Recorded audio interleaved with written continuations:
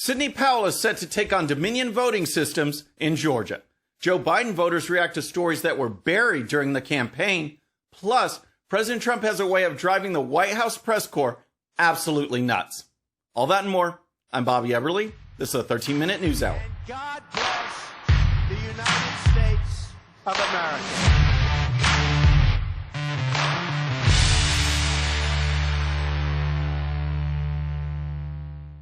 All right, friends, welcome to the show. Happy Wednesday. I hope you're having a great week. If you're new to the show, thank you so much for tuning in. This actually might be a longer show today because it's bonus coverage. I'm taking Friday off for Thanksgiving, so let's pack it all into here. All right, we're going to start with Sidney Powell because she was on Lou Dobbs yesterday announcing she's ready to release the Kraken. And don't get me wrong, folks, I think all the legal challenges that the President Trump team are doing are important. They are vital. They all serve a purpose. We can't have states breaking the law. We can't have people voting that shouldn't be voting. All of those cases, like Pennsylvania, for example, there was a deadline for ballots set by the legislature. The governor, state Supreme Court said, hey, we're just going to ignore that. That's a constitutional issue. It should be pursued. I think it's definitely winnable. But in the grand scheme of things, the most important thing to me is Sidney Powell pushing this case of this coordinated, targeted, massive voter fraud. This is crucial for President Trump's reelection and also for the continuation of our republic. We cannot have votes just changed, manipulated, and have a ruling class think that they know more and can rule this country instead of the American people. That's what Sidney Powell represents. That's what she's pushing. She was on Lou Dobbs yesterday. So he asked, when and where will we see action? And here's Powell. Well, I think no later than tomorrow. It's just going to be, it's a massive document, and it's going to have a lot of exhibits. And who will be the defendant or defendants? The defendants are going to be folks in Georgia who are responsible for supposedly making sure the elections in Georgia are done properly. And there are just countless incidents of voter fraud and election fraud writ large in Georgia. So Georgia is ground zero. Georgia is ground zero to take on Dominion voting systems. And I keep thinking of the devil going down to Georgia. If Dominion is the devil, then Sidney Powell is armed with a Class A fiddle, and I think she's going to school them. She also said that other states are going to roll out the same kind of thing as fast as they can. So Lou Dobbs asked about this time frame. We have less than 3 weeks until the electors meet, and here's Powell. Yes, well, obviously it couldn't be more urgent.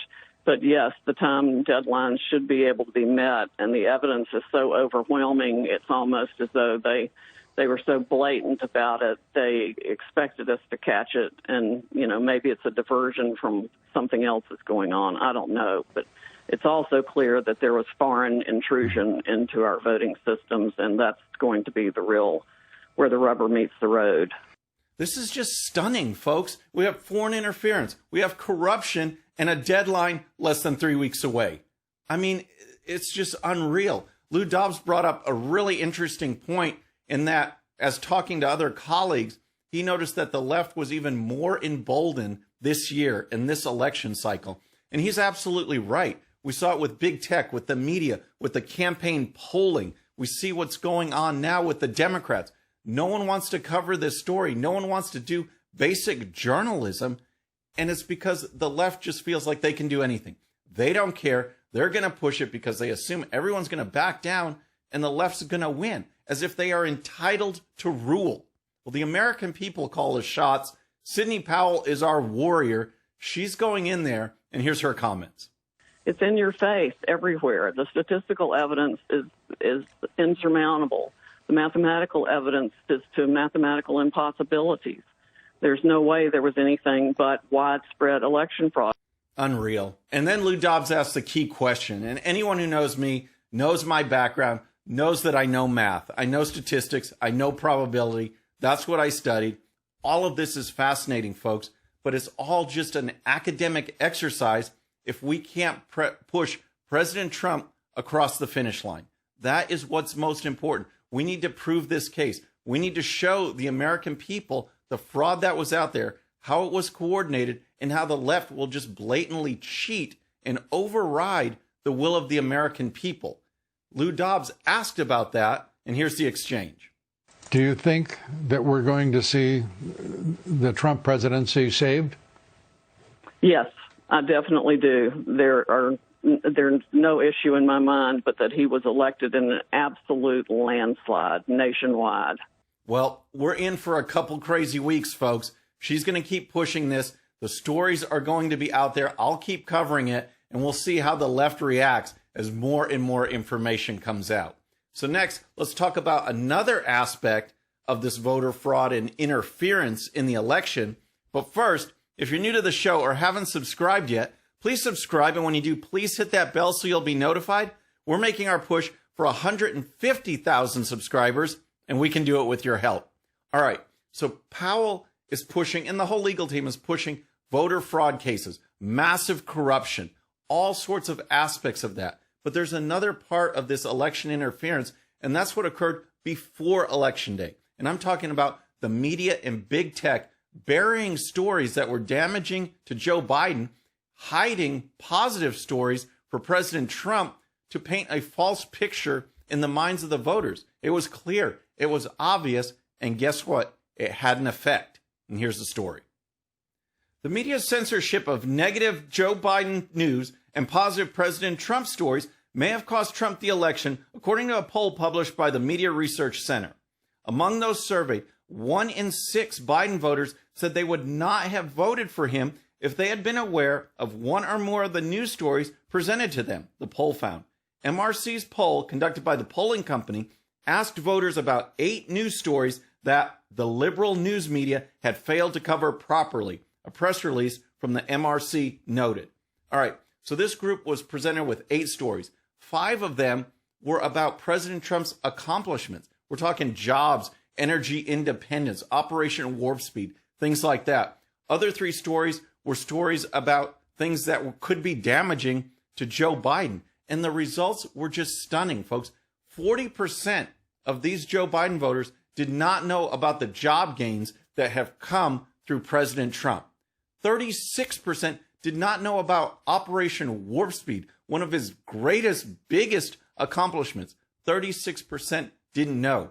On the negative side, a third of these Joe Biden voters, people that voted for Joe Biden, did not know about the Tara Reade allegations. A similar number did not know about the Hunter Biden corruption, which directly involves Joe Biden. They didn't know about that at all. And this would have made a difference, folks. A significant number of these voters said because of this, they would not have voted for Joe Biden. Not necessarily for President Trump, but they would not have voted for Joe Biden. Look at some of these results. Pennsylvania, Biden loses 15% of his vote. Michigan, it's 14%. Arizona, it's 21%.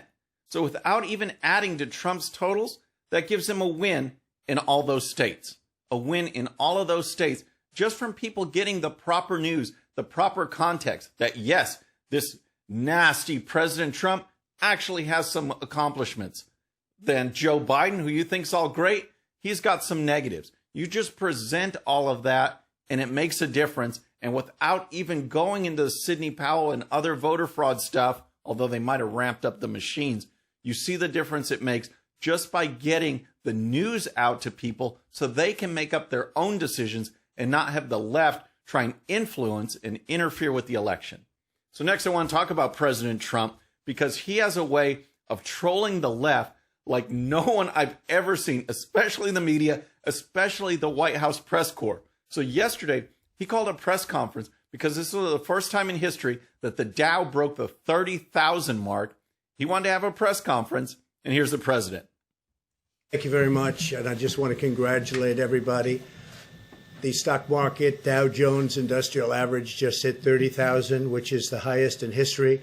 We've never broken 30,000, and that's just despite everything that's taken place with the pandemic. I'm very thrilled with what's happened on the vaccine front. That's been absolutely incredible. It's nothing like that has ever happened medically, and I think people are acknowledging that, and it's having a big effect. But the stock market's just broken 30,000. Never been broken, that number.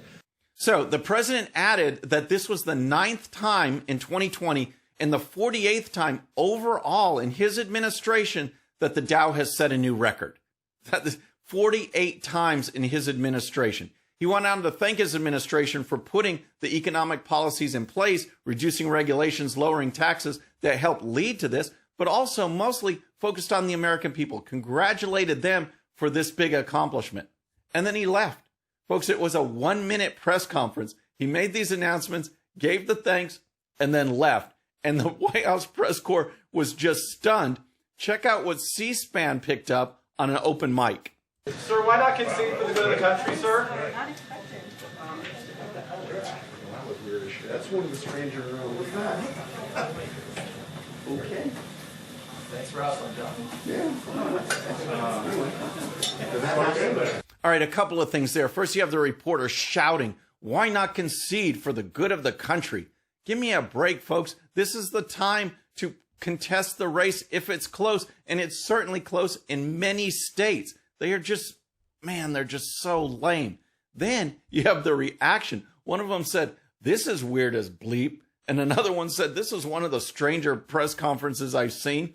It's so funny that he just goes out there. He knows how to push their buttons without even doing anything. Just the fact that his press conference was 1 minute long, boom, it drives him nuts. CNN's Jim Acosta, he went on the air, and this was his reaction to the press conference. That was the weirdest thing I've ever seen over here at the White House, and I've seen a lot over the last several years. I will tell you, Nia, the president came in there, I think it was about 30 seconds. It may have been a little longer than 30 seconds. I love it. The press conference was brief. He took no questions, and that's a cause for bewilderment. Just wondering what's going on. In the meantime, President Trump is probably cracking up, knowing that that's all he needs to do to spin up the media. And here's more from Acosta. You know, it's hard to put the cereal back in the box after you've gone cuckoo for Cocoa Puffs, Nia, and I think that's the situation over here. Just the strangest, weirdest thing I've ever seen in the White House briefing room. Cuckoo for Cocoa Puffs. How incredibly lame. Folks, this is the CNN White House correspondent, and he's no different than the rest. They are all in the tank for the left. State-run media, they don't even care. They don't even try to hide it. And this is another thing that we need to fight back on and get journalists to be journalists again. So next, let's talk about Thanksgiving, because talking about the left and going crazy and pushing their agenda is no more clear than over Thanksgiving, where massive lockdowns, unconstitutional executive orders are flying around like crazy, and people want jail time. There are some governors that want jail time for if you get together with your family. They want neighbors to rat out neighbors. Kate Brown, the governor of Oregon, you know, where crack and meth are legal now, but you can't get more than 6 people together. Here is her describing these Thanksgiving rules. Oregon Governor Kate Brown is urging residents to rat out their neighbors who break COVID-19 restrictions by having too many guests over on Thanksgiving. Brown recently limited the number of people allowed in a private home to 6 as part of a 2-week freeze for the entire state to help curb the spread of coronavirus. Earlier this month, Brown announced new restrictions in the state, including limiting bars and restaurants to takeout only and closing indoor and outdoor recreational facilities like gyms, museums, zoos, and outdoor pools. Social get-togethers, both indoors and outdoors, are also limited to just 6 people from no more than 2 households. Government has gone crazy, folks. None of this makes sense at all. If you look at the vulnerable folks, part of those conditions that make them vulnerable are things that happen when you're out of shape, when you're overweight. So being in shape, being healthy, being outdoors, working out will actually help. And these are the things they shut down. So in a media appearance, Brown was asked about these restrictions and this idea of ratting out your neighbors. And here's what she said. Look, this is no different than what happens if there's a party down the street and it's keeping everyone awake. What do neighbors do? They call law enforcement because it's too noisy. This is just like that. It's like a violation of a noise ordinance. This is unreal, folks. And just so you know, Here is how Kate Brown feels about her regulations. This is how she sums them up. So that's why we're moving forward with these common sense measures that are based on science and data. Wow. This isn't about public health. This is about control. And so I ask you, what do these rules do for the vulnerable that the vulnerable cannot do for themselves? They can decide, oh, that group is too large. I don't want to risk it.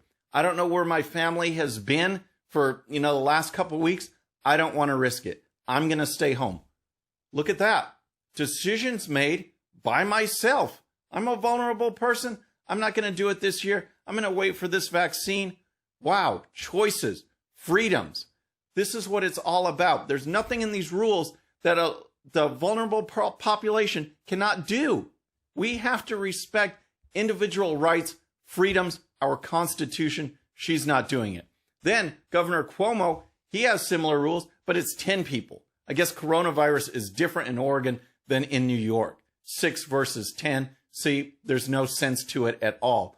He recently got on TV talking about the pushback that he's getting from law enforcement officials who want him to enforce these rules about how many people are in someone's home. And here's Cuomo. Well, I don't believe in that law, and therefore I won't enforce it. That is, frankly, frightening to me as an individual, frightening to democracy. It's arrogant, and it violates your constitutional duty. Where do you even start? Cuomo has been out of shape that these people, according to him, are violating their constitutional duties. Well, what about people's constitutional rights? He doesn't seem to care about violating those at all. And again, it's all bogus, folks. When we had the first round of major lockdowns, everyone was told you had to stay, you couldn't spread it, you couldn't be around people. And then so-called health officials actually got together and wrote a letter saying, oh, well, wait, though, protesting is not only acceptable, but it is vital to public health. Vital to public health to let these tens of thousands of people at some of these events get together, no masks, no social distancing, nothing. That's okay. We can do that. Joe Biden is, pronounced the winner. Everyone gets together, celebrates. No mention of that at all. But anytime President Trump gets people together, it's a super spreader. Give me a break. This is all bogus. It's all political. It's all about left-wing control. So, folks, I hope you get together, if that's what you choose to do, for Thanksgiving and have just a great holiday. Our next show will be Monday again, taking Friday off. Until then, though, please subscribe. And when you do, please hit that bell so you'll be notified. And we'll see you next time. I'm Bobby Eberle. This is a 13-minute news hour.